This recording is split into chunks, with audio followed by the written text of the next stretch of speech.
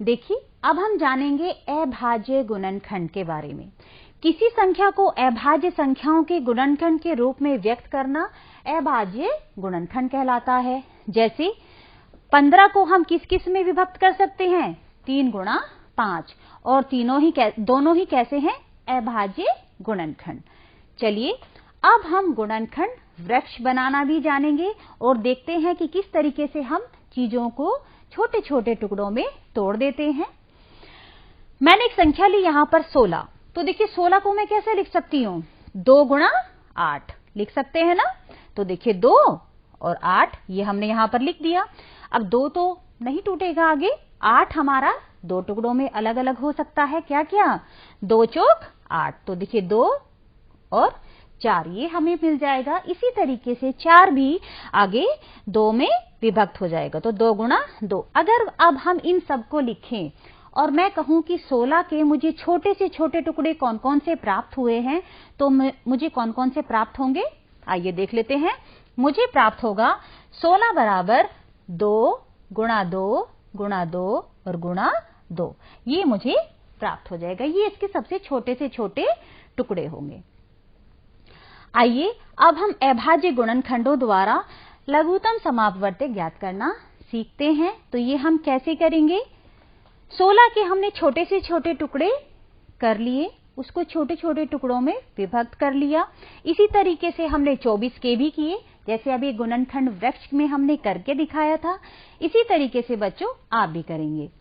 तो देखिए, हमने अब यहां पर क्या किया? ये एक जैसे हैं 2, ये एक जैसे हैं दोनों में, और ये एक जैसा है। तो जो संख्याएं हमारे दोनों संख्याओं के अपवर्त्यों में शामिल होगी उसका हम 1 ले लेंगे। देखिए ये 2 का 1 आया, इसका यहां पर आया 1, और इस 2 का 1 यहां पर आ गया। अब क्या बचता है? 2 तो हमने लिख दिया, और फिर 3 ये भी हमने लिख दिया। और जब हम इन सब की गुणा करेंगे तो हमें प्राप्त हो रहा है 48। ये है हमारा लघुत्तम समापवर्तीय। इस तरह भी हम ज्ञात कर सकते हैं। एक हमने विधि पहले की थी अभी कि समापवर्तीय निकालो, सबसे छोटा जो हो वो लघुत्तम समापवर्तीय, और एक ये अभाज्य गुणनखंडों द्वारा। तो 36 के अगर मुझे ज्ञात करने हैं, एक और सवाल हम करके देखते हैं। तो ये हमारे इसके क्या हुए? छोटे छोटे गुणनखंड वृक्ष के थ्रू हमने क्या कर लिया? छोटे छोटे टुकड़ों में इसको तोड़ लिया।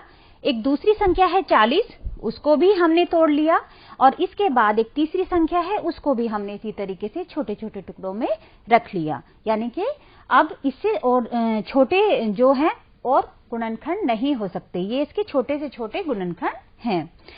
तो देखिए ये तीनों एक जैसे हैं, तो इन तीनों का 1 2 यहां पर आ गया। ये तीनों एक जैसे हैं, यहां आ गया।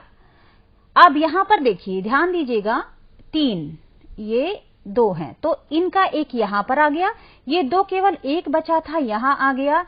तो 3 5 और 7 ये हमने यहां पर रख दिया। और जब हम इन सब के आपस में गुणा करेंगे तो हमें क्या प्राप्त हो रहा है? 2520। ये इन तीनों का क्या हुआ? लघुत्तम समापवर्तीय। ध्यान दीजिए हमने अब तक क्या क्या किया इस क्वेश्चन को हल करने के लिए। सर्वप्रथम संख्याओं के अभाज्य गुणनखंड ज्ञात किए, छोटे छोटे, छोटे से छोटे। सभी संख्याओं के अभाज्य गुणनखंड को देखकर सबसे छोटा गुणनखंड चुनिए। वह जिस किसी संख्या में सबसे अधिक बार आया हो उसे उतनी बार ही हमने उतार लिया। इसके बाद उससे बड़े अभाज्य गुणनखंड को चुना, वह भी जिस संख्या में जितनी बार आया उसे भी हमने उतार लिया। और इसी क्रम में सभी गुणनखंडों को उतारकर सभी का गुणा करके लघुत्तम समापवर्तीय ज्ञात कर लिया। हमने अब तक 2 तरीके से लघुत्तम समापवर्तीय ज्ञात करना सीखा। पहला क्या था? समापवर्तीय ज्ञात करके उसके बाद हमने लघुत्तम समापवर्तीय निकाला, और दूसरा था अभाज्य गुणनखंडों द्वारा। अब हम एक और तरीका जानेंगे, वो है भाग विधि के द्वारा लघुत्तम समापवर्तीय ज्ञात करना। तो देखिए आपके सामने ये एक प्रश्न लिखा हुआ है, क्या? 56, 70 और 84 का लघुत्तम समापवर्तीय ज्ञात कीजिए। तो इसके लिए हम क्या करेंगे बच्चों? सबसे पहले हम इसको इस तरीके से लिख लेंगे, और देखेंगे कि वह छोटी से छोटी संख्या जिससे ये तीनों कट जाएं, उससे हम इसको भाग देंगे। तो मैंने यहाँ पर 2 ले लिया है। जैसे ही मैंने 2 से इसको भाग करना शुरू किया तो देखिए मुझे 56 को अगर मैं 2 से भाग करूंगी तो यहाँ पर आ जाएगा 28, 35, 42। ठीक है। इसके बाद फिर से मैंने 2 से किया तो जो मुझे अब प्राप्त हो रहा है वो है 14, 35 और 21। लेकिन अब ये आगे सारी संख्याएं 2 से विभाजित नहीं होंगी। हम चाहें तो कर सकते हैं, कम से कम 14 तो हो ही जाएगा। लेकिन इस बार हम यहाँ पर 7 से करके देखते हैं। तो जैसे ही मैं 7 से करूंगी तो देखिए ये तीनों संख्याएं विभक्त हो गई हैं, विभाजित हो गई हैं। यहां पर मुझे मिला 2, 5, 3 और अब मुझे निकालना है इनका लघुत्तम समापवर्तीय। तो इसके लिए जो ये संख्याएं हैं इसको हम यहां रख देंगे। तो 2 गुणा 2 गुणा 7 गुणा 2, 5 और 3, इन सब के आपस में गुणा करने के बाद हमें क्या मिल रहा है? 840। तो ये हमने भाग विधि के द्वारा लघुत्तम समापवर्तीय ज्ञात कर लिया। आइए एक और प्रश्न हल करते हैं।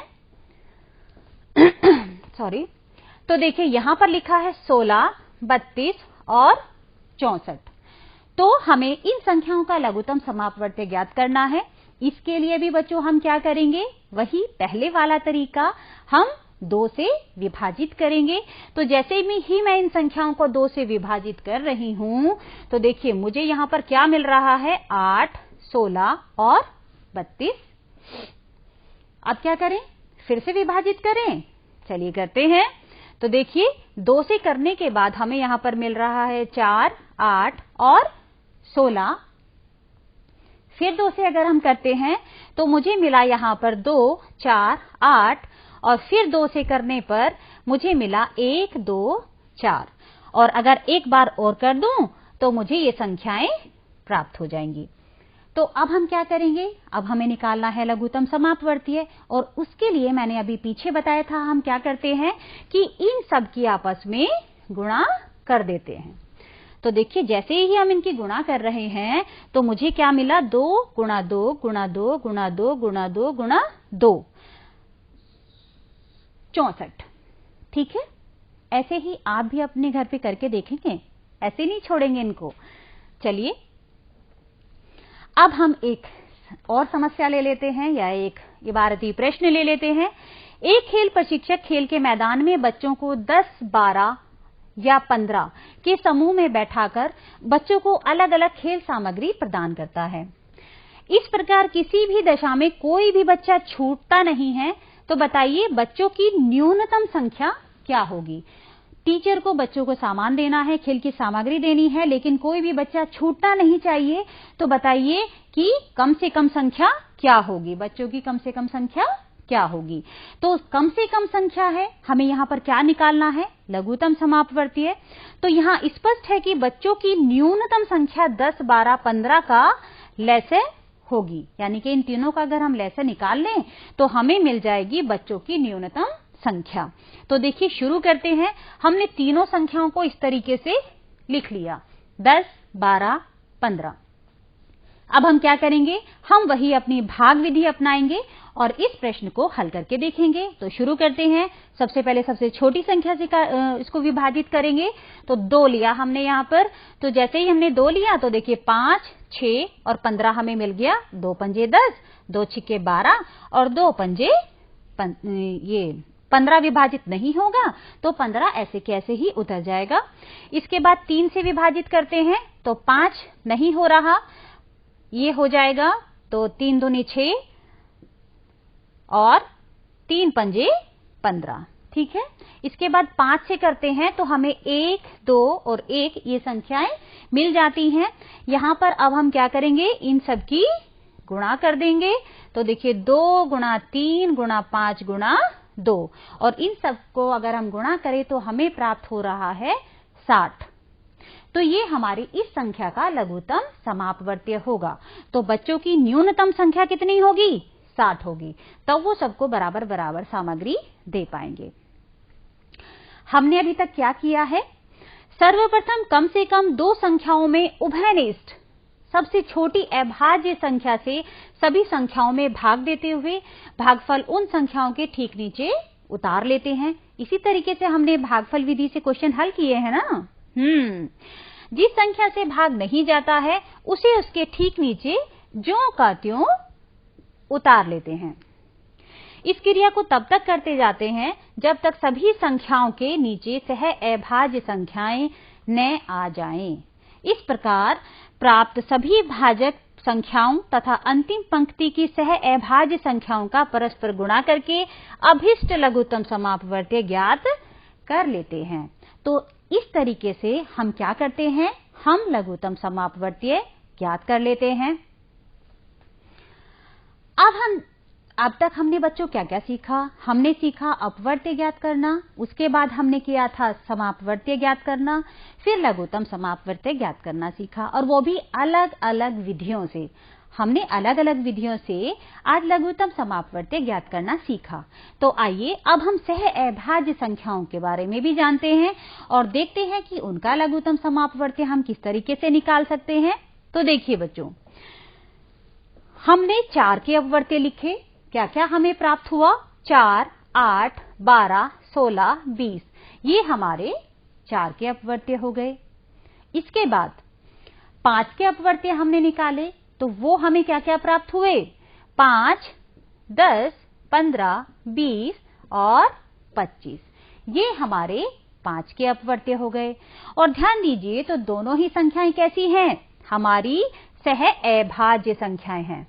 ठीक है, तो इन दोनों का लघुत्तम समापवर्त्य ज्ञात करने के लिए अब हम क्या करेंगे? दोनों में कौन सी संख्या कॉमन आ रही है? देखिए 20 है ना।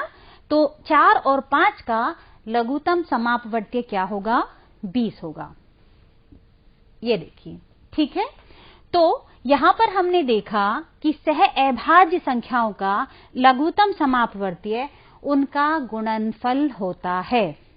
यानी कि अगर आपके सामने कोई भी सह अभाज्य संख्याएं दे दी जाएं तो आपको बहुत ज्यादा कुछ करने की जरूरत नहीं है। आपको क्या करना है? उनके आपस में गुणा कर देनी है, तो हमें उनका लघुत्तम समापवर्त्य मिल जाएगा। लेकिन शर्त क्या होनी चाहिए? शर्त ये है कि वो संख्याएं कैसी हो? सह अभाज्य संख्याएं हो। हमने आज की कक्षा में क्या क्या सीखा, तो वो हमारा आज का निष्कर्ष आप लोगों के सामने है। तो देखिए, प्रत्येक संख्या का अपवर्त्य दी हुई संख्या से बड़ा या उसके बराबर हो सकता है। यानी कि किसी भी संख्या का आप अपवर्त्य निकालेंगे तो वो उस संख्या से बड़ा होगा या उसके बराबर होगा। कैसे? जैसे हमने शुरू में भी निकाला था कि जब भी हम किसी संख्या का अपवर्त्य निकालते हैं तो हम क्या करते हैं? जैसे 3 के अगर हमें अपवर्त्य चाहिए तो 3 का पहला अपवर्त्य 3, दूनी 6, दूसरा तिया 9, 3 चौक 12, चौथा अपवर्त्य। तो यहां पर ये देखिए, 3 के अगर हम निकालें तो 3, 6, 9, 12, 15, ये सब क्या हैं? 3 के अपवर्त्य हैं। और यहां पर जैसे कि हमारा ये निष्कर्ष निकला है क्या, कि या तो सारे अपवर्त्य इससे बड़े होंगे या इसके बराबर होंगे। ठीक है, तो ये हमारा इस पे फिट बैठता है। दूसरा है सह अभाज्य संख्याओं का लघुत्तम समापवर्त्य उनका गुणनफल होता है। तो ये भी हमने अभी बताया कि जब भी कोई संख्याएं, 2 संख्याएं ऐसी हों कि वो सह अभाज्य संख्याएं हों और उनका हमें लघुत्तम समापवर्त्य ज्ञात करना हो, तो वो क्या होता है? उनका गुणनफल होता है।